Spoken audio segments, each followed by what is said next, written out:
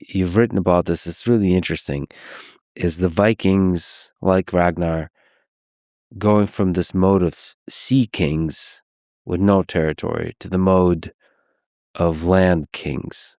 Hmm. You have like somebody like Harald Bluetooth, 10th century Viking king of Denmark. You go from being these grand explorers that are free to being state builders. Was this always inevitable for all of these Vikings? Could we speak to the different transitions, maybe in England? I think in one way it's inevitable. There are so many examples of destroyers who just wreck civilizations. The builders are much more rare, so I think it's one of the reasons I think Augustus is a much more interesting person than Julius Caesar is. Augustus was a builder, and I like to see that. I like to see not just can you pull down, but can you build up?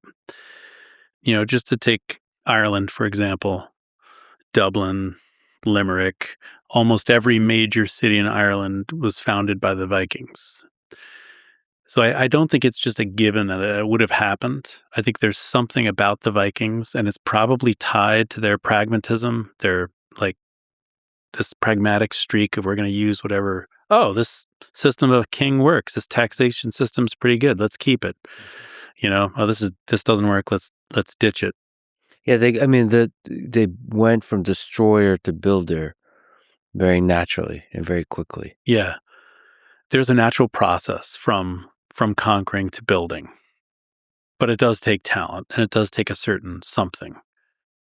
Can we talk about one of the great Vikings, Canute the Great? I love Canute. I think he doesn't get his due. He's one of those unsung heroes, I think, of the Viking world. He had a reputation. He was called the Emperor of the North.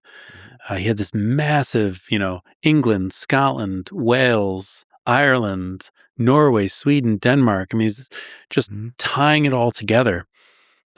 He was an extremely effective English king. I believe he introduced the penny, sadly discontinued, but I wait, really? It's discontinued. They're no longer making. Penny is discontinued. 2025 is the last penny. Oh no! Everything's going to go up by 5. So going to Perplexity, Canute the Great was an early 11th century Danish ruler who became king of England, Denmark, and Norway, creating what historians call the North Sea Empire. He's often regarded as one of the most effective kings in Anglo-Saxon English history for stabilizing the realm after decades of Viking warfare. Again, an example of a destroyer becoming state builder. Yeah. He was extremely strong. He was effective. England went from being the whipping boy of the Vikings to controlling the Vikings. And ended up on a pilgrimage to Rome. Went to Rome?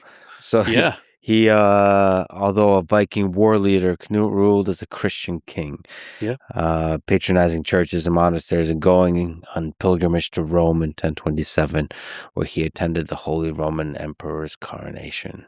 So he was recognized by his contemporaries as something special, right? You don't get invited to those coronations if you're a nobody.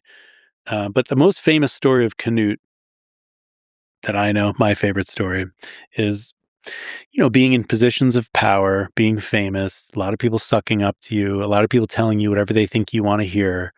And so people are telling him all the time how wonderful he is.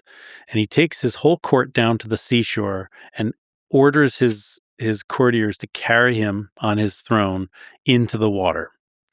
And then he commands the seas to stop, the waves to stop and to retreat. Mm-hmm. And they don't, obviously. And everyone thinks he's little. But his point is that you're all saying how great I am. I have no control. I mean, this is act of humility to kind of embarrass. I have no control over anything. Stop telling me I'm the greatest thing since sliced bread. I like the leaders, and there's a few of them in history that rise to the very top, and they're still able to maintain humility. Yeah. Marcus Aurelius is in the Roman Empire is an example of that. Reading Meditations is also just an insight into the mind of a man who's to himself, because Meditations is not supposed to be work that's published. It's just a diary. Right. To himself is deeply humbled. And one of the most powerful humans in history. Yep. is still humble. The two most famous Stoics, one was an emperor and one was a slave.